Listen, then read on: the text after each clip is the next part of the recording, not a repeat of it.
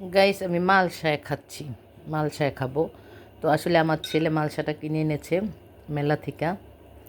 তো ভাবলাম ওর মালসাটা খেয়ে দেখি মালসায় খেতে কেমন লাগে।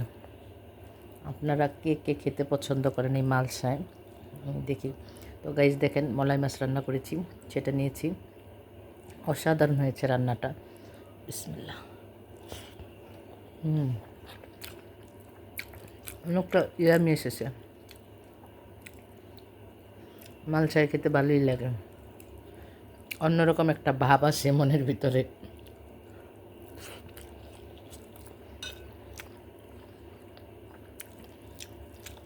অসাধারণ গাইস, মালসায় খেতে স্বাদই আলাদা।